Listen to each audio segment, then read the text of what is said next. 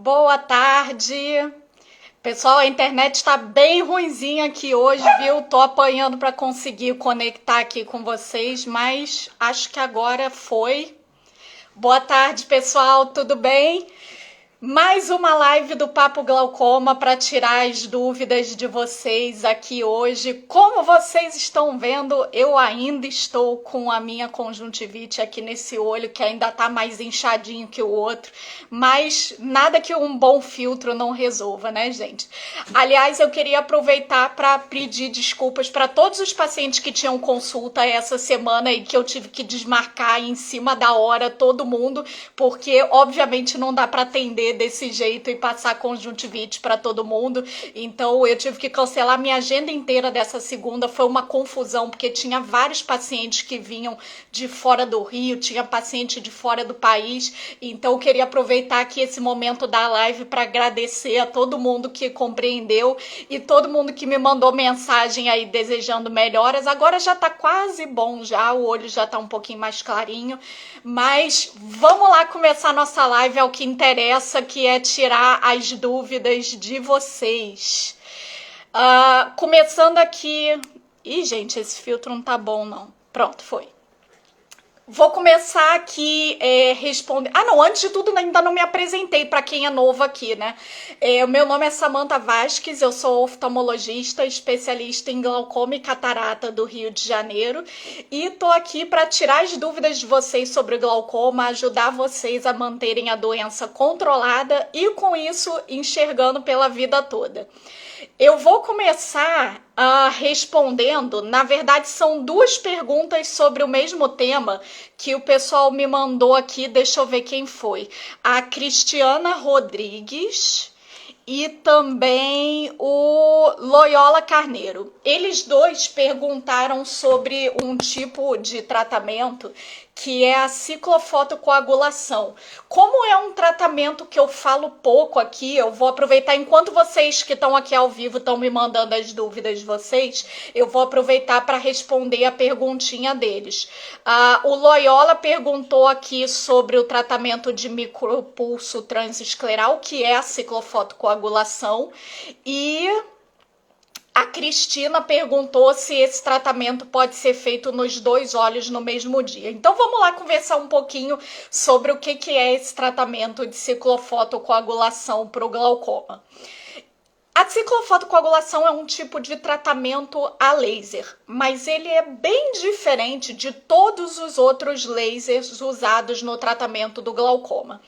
Os lasers mais comuns que a gente usa, que são o laser de iridotomia, de trabeculoplastia, são procedimentos feitos no consultório, não são verdadeiramente cirurgias, então são procedimentos mais de consultório.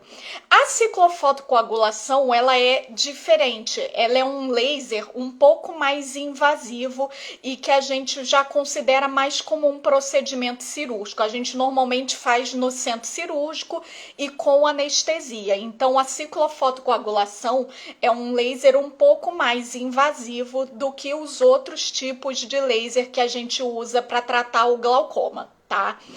Por conta disso, de ser um procedimento um pouco mais invasivo, eu não recomendo fazer aplicação nos dois olhos no mesmo dia. Os outros eu faço. Iridotomia eu aplico nos dois olhos no mesmo dia. Trabeculoplastia também eu faço nos dois olhos de uma vez só.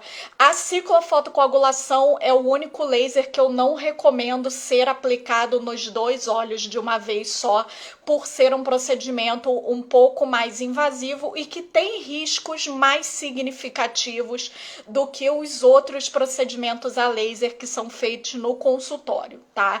Então a ciclofotocoagulação, normalmente eu faço ela um olho de cada vez. Mas na verdade é muito raro um paciente precisar fazer a ciclofotocoagulação nos dois olhos, porque é um procedimento que tem uma indicação um pouquinho mais restrita. A gente usa ele para casos de glaucoma estágios mais avançados, em que a pessoa já fez várias cirurgias e aí a gente acaba optando por essa alternativa. Então, não é comum eu indicar para um paciente fazer a ciclofotocoagulação nos 2 olhos, mas se acontecer, eu prefiro fazer um olho de cada vez. E o Loyola perguntou aqui a minha opinião sobre esse tratamento da ciclofotocoagulação micropulsada. O que acontece, gente? A ciclofotocoagulação é um tratamento que tem mais de um aparelho que faz. Os aparelhos mais antigos, eles são muito agressivos e têm riscos consideráveis. A gente só usa realmente se a gente não tiver outras opções de tratamento mais disponíveis. Agora, tem laser mais moderno e com riscos menores, tá? E aí, a gente tem discutido muito ainda, não tá muito claro ainda quais são os melhores pacientes para se indicar. Certamente é mais seguro do que era antigamente, mas ainda é um tratamento que a gente reserva para casos um pouco mais graves de glaucoma, em que já fizeram cirurgia e a cirurgia não deu um resultado legal. Então, nesses casos, a gente pensa mais na ciclofotocoagulação. Próxima pergunta que eu vou responder. Deixa eu achar aqui. A Tamires, ela perguntou quais os colírios que precisam ser guardados na geladeira. Vamos lá, eu até postei uns vídeos essa semana no feed sobre essa questão de uso correto dos colírios como um todo, e um dos temas que eu abordei foi a questão de medicações que precisam ficar na geladeira. Dos colírios de glaucoma, quais são os que precisam ficar na geladeira? São os que têm na sua composição a latanoprosta. Quais são eles? Tem a latanoprosta genérico, tem a latanoprosta que é o Xalatan, o Arulatan, o Drenatan. Tem também vários colírios de latanoprosta junto com o Timolol, que são o Xalacon, o Latonan. Tem também o Visulta, que também tem latanoprosta na sua composição. Então, tudo que tem latanoprosta ali no meio precisa ficar na geladeira. Outra medicação que precisa ficar na geladeira são aqueles que vêm naqueles frasquinhos, tipo pipetinha, que não é um frasco de colírio comum. Eu não tenho nenhum aqui à mão para mostrar para vocês, mas eles não são um frasquinho de colírio comum. É aquele pequenininho que você quebra e aí ele sai uma dose só. Quais são esses? O Saflutan e o Ganfort UD. Cuidado porque tem o Ganfort normal, que vem no frasquinho simples, e tem o Ganfort UD, que vem nesse frasquinho tipo flaconete. Esses dois, eles são sem conservante e aí eles precisam também ficar refrigerados, tá? Então, dos colírios de glaucoma, quais que tem que botar na geladeira? Qualquer um que tenha... Mas hoje essa live tá travando, que é uma beleza, hein? Pronto, então quais que tem que ficar nas geladeiras? Todos que tenham latanoprosta e todos que sejam sem conservante, tá? Vamos lá para a próxima pergunta aqui de vocês. Vou escolher uma aqui do chat agora, aqui do pessoal que tá mandando agora. A Lu Lisbão falou que tá usando o Visulta. O Visulta fica na geladeira, sim. Quem mais? Tem gente perguntando aqui sobre gravidez. Freitas fez a cirurgia de tubo faz 2 meses e hoje descobriu que tá grávida. Primeiro, parabéns. Agora, gravidez no pós-operatório. Com 2 meses, a cirurgia de tubo, ela já tá bem cicatrizada já. Então, eu diria que esse período de 2 meses foi o momento ideal para sua gravidez, viu? Antes disso, a gente tem algumas preocupações em relação aos colírios, porque a gente usa muita medicação no pós-operatório. Agora, com 2 meses de cirurgia, se você ainda estiver usando algum colírio de pós-operatório, vai ser só um corticoide e o corticoide não tem contraindicação de usar na gravidez. A gente pode usar, tá? Então, nesse período de pós-operatório, não tem problema em engravidar. Mas eu vou aproveitar para puxar um pouquinho esse tema da gravidez e explorar um pouco mais ele. A gravidez para o glaucoma, o ideal é que seja sempre uma gravidez planejada, tá? Na verdade, acho que seria o ideal sempre, mas nem sempre é possível, né? Mas o ideal é ser uma gravidez planejada, por quê? Tem vários colírios usados para glaucoma que são a gente não pode usar durante a gravidez toda. Eles são contraindicados em alguns momentos específicos da gravidez. Então, tem alguns colírios que a gente pode usar no começo da gestação, mas quando chega no finalzinho, corre o risco de fazer mal e aí a gente tem que tirar. Tem outros que são ao contrário. Eles fazem mal no começo da gravidez e aí do segundo para o terceiro trimestre a gente pode usar com mais segurança. Então, as grávidas que tratam com colírio, a gente nunca consegue usar o mesmo colírio durante toda a gestação. A gente tem que ir fazendo ajuste de medicação. Então, o ideal é, tá querendo engravidar? Já fala com a sua oftalmo para ela já planejar essa troca de colírio, como é que vai ser. Tá? Inclusive, se é um glaucoma inicial, se a pressão não é muito alta e tiver a possibilidade de, principalmente nos primeiros 3 meses, não usar nenhum colírio, essa é a opção mais segura, tá? Porque os primeiros 3 meses da gravidez, eles são o período mais crítico de todos, tá? Tratamento excelente na gravidez é a trabeculoplastia a laser, porque aí o que a gente faz? Em vez de controlar o glaucoma com o colírio, a gente controla o glaucoma com laser. E o laser, ele faz efeito só no olho mesmo. Ele não vai ter nenhuma reação para o bebê. Então, os tratamentos a laser são muito bons para as grávidas. E no caso de precisar de cirurgia, que bom que você já fez antes. Agora, no caso de precisar de uma cirurgia, a gente precisa pensar muito bem no melhor momento de operar. Geralmente, a gente prefere operar ali no meio da gravidez, porque se a gente operar muito no comecinho, é muito arriscado para o neném, e se a gente operar muito no final, é muito arriscado para a mamãe. Então, a gente acaba preferindo, se precisar fazer uma cirurgia durante a gravidez, a gente prefere fazer ali no meio, tá? Próxima pergunta. Deixa eu ver aqui. O Vinícius está contando aqui que ele usa colírio para controlar o glaucoma, mas que ele ainda sente dor embaixo do olho, e aí ele pergunta o que pode ser.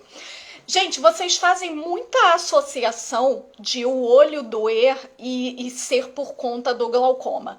Mas a verdade é que o glaucoma é uma causa rara de dor no olho e de dor de cabeça também. Então, não é comum a pessoa com glaucoma sentir dor. A grande maioria das pessoas que têm glaucoma, elas não têm sintoma nenhum, tá? E quando tem dor por conta do glaucoma, é só quando a pressão tá muito, mas muito alta, tá? Não é uma pressão que tá só um pouquinho acima do limite. Geralmente são pressões assim, de 30, 40, e aí pode acontecer de o olho doer por conta disso, tá? Agora, não é comum quem tem glaucoma ter dor. Tem outras causas de dor que são muito mais comuns do que o glaucoma. Por exemplo, olho seco é muito comum causar dor ocular, tá? Outra causa comum, se o seu grau está desatualizado, se o seu grau está errado, isso pode dar dor ocular, dor de cabeça, tá? Quadros inflamatórios do olho, como a minha conjuntivite, por exemplo. Então, tem outras causas que são muito mais comuns de dor do que glaucoma. Quando um paciente entra no consultório reclamando que o olho está doendo, não é glaucoma a primeira coisa que a gente pensa, tá? Então, é natural que vocês fiquem preocupados logo com a pressão. Mas tem outras causas muito mais comuns de dor ocular, e aí disparada mais comum é olho seco e as lesões corneanas decorrente desse olho seco. Tá bom, pessoal? Então não precisa se desesperar toda vez que sentir qualquer incômodo no olho, porque tem outras causas que são mais comuns. Gilson Rodrigues fez uma ótima pergunta aqui. Ele pergunta se uma pessoa com suspeita de glaucoma será sempre suspeita de glaucoma pela vida toda. Vamos falar então sobre a suspeita de glaucoma. Para a gente falar sobre suspeita de glaucoma, vocês têm que ter muito claro em mente a definição de o que é glaucoma, tá? Glaucoma é uma doença que afeta o nervo óptico, levando à morte dos neurônios desse nervo. E esse nervo, ele é responsável por pegar a imagem do olho e jogar para o cérebro para a gente enxergar. Então, se esse nervo não funciona bem, a gente não tem visão. Então, o que acontece no glaucoma é que esse nervo sofre uma lesão e a causa mais comum disparado dessa lesão é a pressão ocular aumentada, certo? Então, para a gente ter glaucoma, a gente precisa ter a pressão alta danificando o nervo da visão. Única exceção a isso é uma forma de glaucoma que a gente chama de glaucoma de pressão normal, mas eu não vou entrar muito em detalhes da exceção, não. Vamos focar no mais comum. O mais comum, então, é eu ter a pressão alta vai e danifica o meu nervo da visão. Quando isso acontece, quando a gente vê evidências nos exames das duas coisas, a gente não tem dúvida de que isso é glaucoma. O glaucoma é a única doença em que a pressão alta lesiona o nervo óptico. Mas o que acontece em muitos casos? A pessoa tem a pressão alta, mas a gente não descobre ali no nervo dano visível. Então, ela tem pressão alta, mas isso não está danificando o nervo, obviamente. Isso é uma suspeita de glaucoma. Ou então, a pressão ocular está normal ou está ali perto do limite, mas a gente vê uma alteração no nervo. Isso é uma suspeita de glaucoma. Então, se eu tiver as duas coisas juntas, eu não tenho dúvida de que isso é glaucoma. Mas se eu tenho só uma das alterações, isso é um quadro suspeito de glaucoma. E aí, como que a gente faz a diferença? Uma das características mais marcantes do glaucoma é que o glaucoma é uma doença progressiva. Então, o glaucoma é uma doença que vai de pouquinho em pouquinho piorando se a gente não estiver tratando. Então, conforme a gente vai repetindo os exames, se a pessoa tem glaucoma, esses exames eles vão em algum momento mostrar sinal de piora e aí a gente vai ter uma confirmação desse diagnóstico e vai iniciar o tratamento, tá? Só que esse processo de piora pelo glaucoma, ele não é de uma hora para outra, é uma coisa lenta. O glaucoma é uma doença que é devagarzinho, de pouquinho em pouquinho. Para vocês terem uma noção de quanto isso é um processo demorado. O OCT é o exame que costuma mostrar mais cedo as alterações do glaucoma.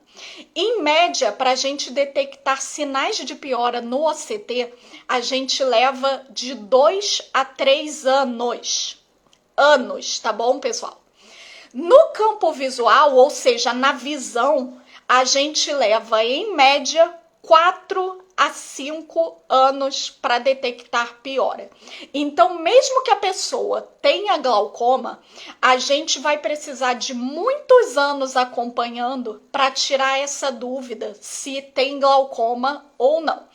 Uma hora a gente vai tirar a dúvida, porque assim, se a gente está há 10 anos acompanhando e não piorou nada, então é porque isso não é glaucoma. Nesse tempo já teria piorado, tá? Agora, uma coisa que atrapalha muito isso é que muitos pacientes que eu recebo com quadro de suspeita de glaucoma, então o pessoal que chega no meu consultório com quadro de suspeita de glaucoma, quase todo mundo chega usando um colírio. E aí, a gente não vai tirar a dúvida nunca, porque se a pessoa está usando o colírio, se a pessoa está tratando, e aí eu vou repetindo os exames e eles estão estáveis, eu nunca vou saber se aquele exame está estável porque essa pessoa não tem nada Ou então, se aquele exame está estável, porque ela tem glaucoma, só que ela está tratando e está controlando, tá? Então, suspeita de glaucoma, se tiver usando colírio, não vai tirar a dúvida nunca, tá? Vai tratar como glaucoma pela vida toda. Se não tiver usando colírio, em média, a gente demora no mínimo 5 anos para poder descartar uma suspeita de glaucoma e precisa ter durante todo esse tempo os exames muito bem feitos e tudo muito bem documentado desse caso, tá? Chegou pergunta aqui sobre glaucoma congênito. Chegaram duas aqui na sequência. Montoro Luciana perguntou aqui, no caso do glaucoma congênito, como que a gente sabe o tamanho do dano? Excelente pergunta, Luciana. Nos bebezinhos com glaucoma, os nossos recursos, eles ficam bem limitados, porque muitos dos exames que a gente usa no glaucoma dependem da cooperação do paciente. Por exemplo, o melhor exame para testar como que é a visão de uma pessoa com glaucoma é o exame de campo visual. O exame de campo visual, geralmente, a gente só consegue fazer, se for uma criança tranquila, dá para fazer numa criança de 5 anos de idade para mais, talvez. Se for uma criança agitada, talvez a gente só consiga ter um exame bom lá pelos 10 anos de idade.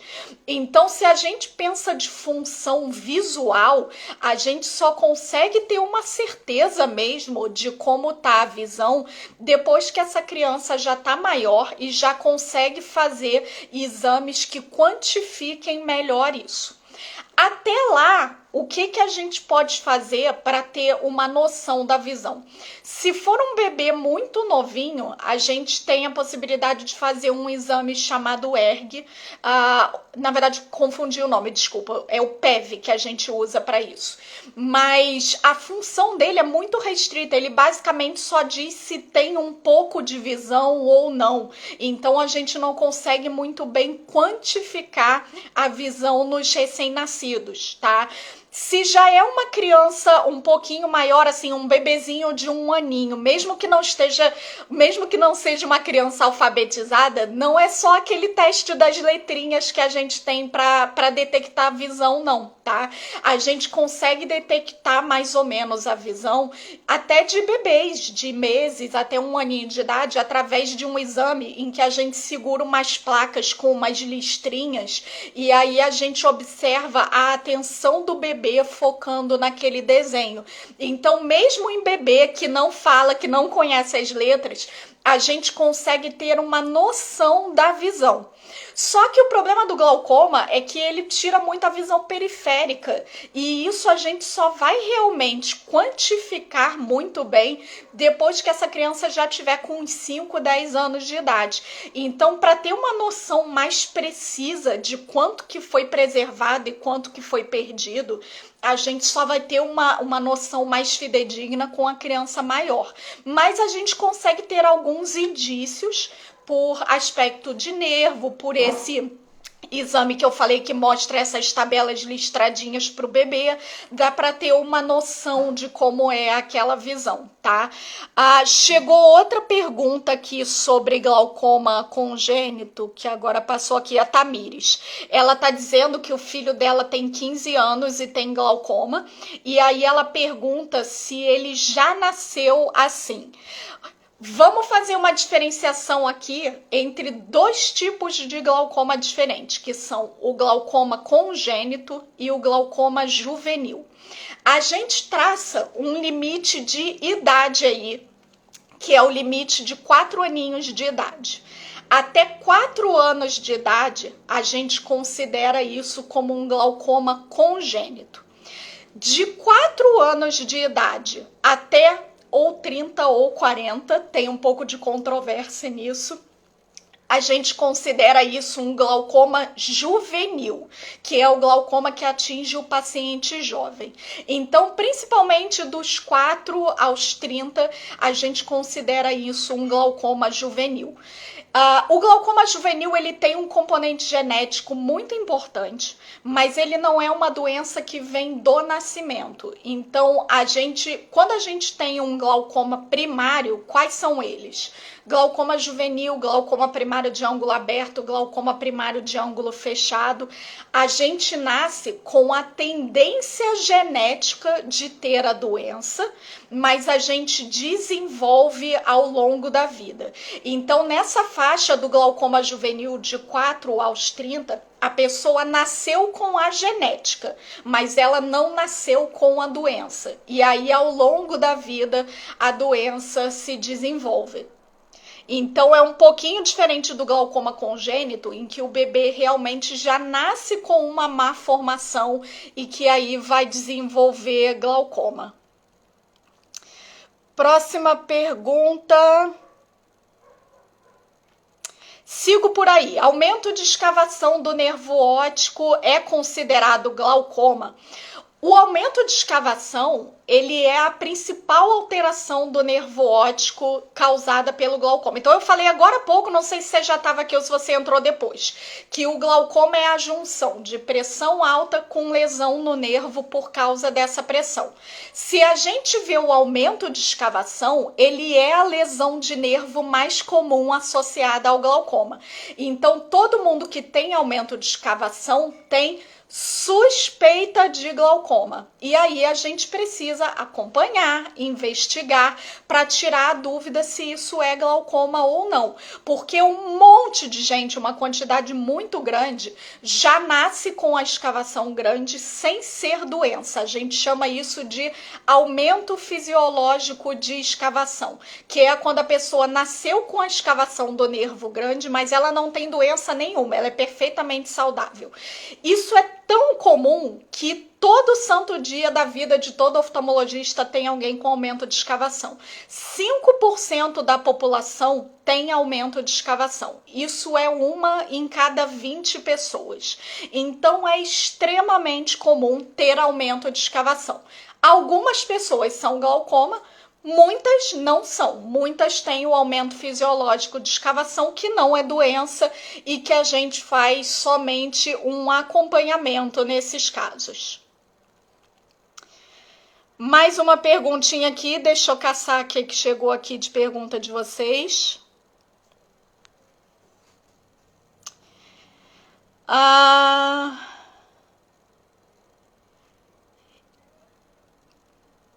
A Eli fez uma pergunta aqui, Eli Marques fez uma pergunta sobre o exame de campo visual.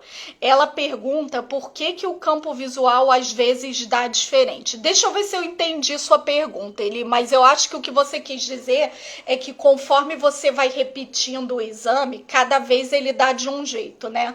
Isso é uma coisa que é normal de todo o exame, na verdade, né? Mas especificamente no campo visual, isso acontece muito. Campo visual eu acho que todo mundo aqui já deve ter feito, mas para quem não fez, como que é o exame? Você apoia o rosto lá naquele aparelho, um olho tá aberto, o outro tá fechado, porque a gente faz o exame com um olho de cada vez. Tem uma luzinha bem no meio do aparelho que ela fica o tempo todo acesa e você tem que ficar o tempo todo olhando para ela. Não pode ficar caçando, tem que ficar olhando para a luzinha do meio. E aí vão piscar várias luzinhas, umas fortes, outras bem fraquinhas, vão ficar piscando em volta dessa luz central. E aí toda vez que uma luzinha piscar, acendeu uma luz, você aperta o botão do aparelho para sinalizar que você viu ali acender uma luzinha, tá? Conclusão, é um exame difícil de fazer, tá? O exame demora em média entre 2 a 3 minutos, que você tem que ficar lá paradinha, sem mexer a cabeça, sem procurar a luz e apertando o botão toda vez, tá? Então vai ter hora que você piscou, perdeu uma luz, vai ter hora que o olho deu uma ressecada e aí a visão borrou, você perdeu uma outra luzinha, tá? Vai ter um dia que você fez o exame vindo do trabalho, tá cansada, desconcentrou e aí errou mais do que o normal, tá? A gente diz que o campo visual, ele é um exame subjetivo. O que a gente quer dizer com isso? Ele depende do paciente. Então, ele depende de você estar num bom dia, concentrada ali para fazer o exame bonitinho, do seu olho tá com uma boa qualidade de lágrima, bem lubrificado, tá? Todo o exame tem um pouquinho de variabilidade, tá, gente? Isso é uma restrição da tecnologia. Se a gente fizer um mesmo exame todo dia, cada dia ele vai dar um resultado diferente. E isso é assim para todos os exames, tá? Agora, no campo visual, como ele é subjetivo, como ele tem todos esses fatores que influenciam, ele tem muito mais variabilidade. Então, a gente nunca faz um campo visual hoje, repete daqui a 6 meses e ele tá perfeitamente igual. Isso não existe e isso não é sinal de piora de doença, tá? A gente consegue, comparando um exame com o outro, a gente tem algumas dicas de se aquilo sugere piora de doença ou se aquilo é só uma variação de exame. Se a gente está vendo que aquilo é só uma variação de exame, a gente não se preocupa. Agora, se a gente está suspeitando que aquilo é uma piora de doença, o que a gente precisa fazer? Repetir o exame para tirar a dúvida, sempre. A gente nunca deve modificar um tratamento, acrescentar um colírio, indicar uma cirurgia baseado em um único exame de campo visual. Ou a gente tem que ter outros exames confirmando isso. Então, de repente, piorou o campo visual e piorou o OCT numa alteração correspondente na mesma localização, aí um exame confirmou o outro. Ou então piorou o campo visual, você vai lá, repete e aquele exame mostra a mesma piora, aí sim a gente considera isso como uma piora do exame. De resto, essas pequenas variações são normais do exame e a gente considera isso como flutuações, tá bom? Próxima perguntinha. A Adriana perguntou aqui se é comum acontecer piora da visão mesmo com a pressão estando boa e se precisa de uma avaliação neurológica, se precisa de procurar um neurologista nesses casos. Um tema muito importante para a gente falar, tá acabando aqui o horário da nossa live, então essa vai ser a última perguntinha de hoje, tá, pessoal? Quem perdeu o começo, aliás, amanhã, 10 horas da manhã, vai estar gravado no YouTube para vocês assistirem. E quem eu não respondi aqui, amanhã tem caixinha de pergunta nos stories. Vamos lá responder a pergunta da Adriana, então. Ela perguntou o que a gente deve pensar, o que a gente deve investigar se a pessoa está com a pressão controlada e mesmo assim mostra sinais de glaucoma. Primeira coisa a se pensar, eu acabei de falar aqui, pensar que isso pode ser um erro de exame. Então, sempre que a gente vê sinal de piora, o primeiro passo é repetir aquele exame para confirmar se aquela piora foi verdadeira. Segundo passo, então, repetimos o exame e realmente piorou. O que a gente precisa pensar se aquela pressão está dentro do que a gente estabeleceu como uma pressão controlada? Uma coisa que a gente precisa pensar é, talvez a gente tenha errado no que é a sua pressão ideal. Talvez a sua pressão precise ser mais baixa do que o que a gente tinha estabelecido. Deixa eu explicar melhor isso.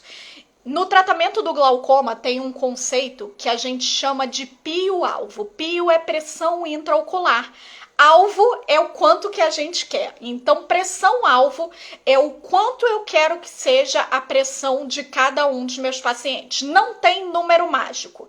Para cada paciente, eu estabeleço um objetivo de tratamento diferente, dependendo de estágio de doença, tipo de glaucoma, histórico familiar, grossura das córneas, a pressão desse paciente sem tratamento. Então, eu junto todas essas informações exames e eu falo assim, pra Dona Maria eu quero uma pressão de 15, pra Adriana não, pra Adriana eu quero uma pressão de 18, pro seu João eu vou querer uma pressão de 10. Então não existe um número mágico de pressão que a gente diga que essa pressão tá boa. Tá? Esse conceito de pressão boa, ela é de cada pessoa, tá? Então, Adriana, pode acontecer de, por exemplo, a sua oftalmologista ter pensado assim, eu vou querer para Adriana uma pressão de 16. Essa pressão é a pressão que eu considero boa para ela. E aí, conforme a gente vai repetindo os exames mostram piora. E, na verdade, aquela pressão de 16 não era uma pressão boa e, na verdade, a gente precisa baixar mais. Isso faz parte do controle do glaucoma. Quando a gente começa a tratar, a gente faz uma previsão dessa pressão ideal. Mas quem vai dizer pra gente se essa pressão-alvo está correta é a repetição dos exames. Então, se a gente repetiu o exame e piorou, aí a gente precisa voltar e rever aquilo que a gente estabeleceu como uma pressão-alvo.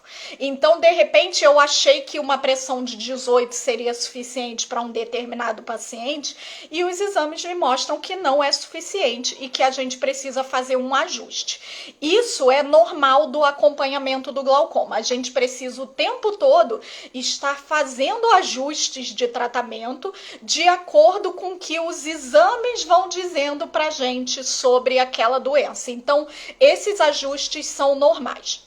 Agora, vamos supor que a gente está falando de uma pessoa que está com a pressão realmente bem baixinha, principalmente ali pressões até 10, tá?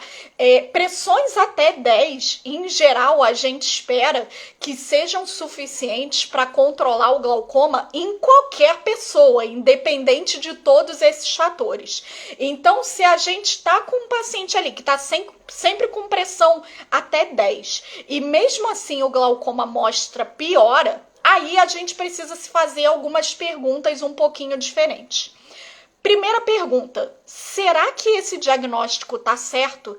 Será que isso é glaucoma mesmo ou não um outro problema que afete o nervo óptico? Porque tem várias doenças que afetam o nervo óptico. O glaucoma é a mais comum, mas não é a única. Então, nesse ponto, entra uma investigação neurológica. Nesses casos, vale a pena a gente pensar, será que tem alguma coisa de diferente nesse nervo que não o glaucoma?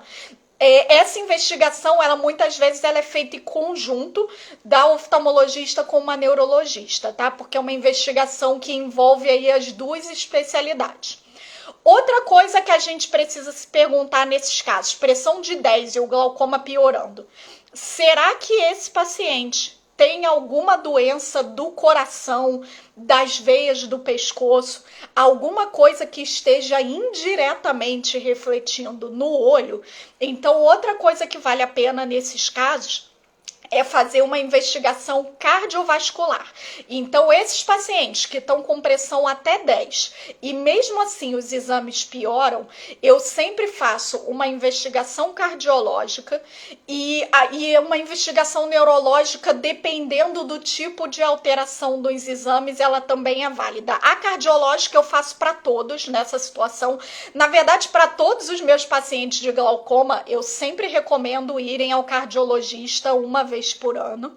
E aí, dependendo do tipo de piora que o exame mostra, ele pode sugerir uma avaliação neurológica ou não, ou de repente é uma alteração muito típica de glaucoma e não vai ser necessária uma investigação com neurologista, tá? Uma outra situação a se pensar nesse caso é uma doença que se chama apneia do sono, tá? Vocês já devem ter ouvido falar. São aquelas pessoas que acordam no meio da madrugada com falta de ar sem conseguir respirar. São pessoas que dormem mal, têm insônia, estão sempre cansadas durante o dia, roncam muito, tá? Então, essas pessoas que têm apneia do sono, isso também pode prejudicar o controle do glaucoma e o glaucoma acabar avançando mesmo com pressões baixas, tá? Então, Vocês viram que essa investigação é bastante complexa, né? Não é nada simples. São várias informações que a gente tem que ir juntando para poder manter um glaucoma controlado, fazer os ajustes necessários do tratamento, tá? Tem gente perguntando por que a Pipa ainda não latiu. Ela tá dormindo aqui atrás de mim. Levantou agora que eu falei o nome dela. Então ela tá quietinha hoje. Hoje não teve latido, mas teve internet que caiu um monte de vezes, celular apitando aqui o tempo todo, que eu esqueci de botar no silencioso. A live de hoje foi toda especial, né? Quem perdeu, amanhã, 10 horas da manhã, a gravação da live vai estar lá no YouTube do Papo Glaucoma para vocês assistirem. Atenção, a live não fica gravada no Instagram, mas lá no YouTube tem a gravação de todas as lives que eu já fiz, tem todos os vídeos bem completinhos de explicação para vocês lá. Então quem tá só aqui no Instagram e ainda não foi lá no YouTube, vai lá porque os vídeos mais completos estão lá no YouTube. Sexta-feira que vem a gente se encontra para mais uma live. Quem quiser sugerir tema para live, quem mandou pergunta e eu não respondi, me manda pergunta no direct. E um ótimo final de semana para vocês. Beijo para todo mundo, tchau, tchau.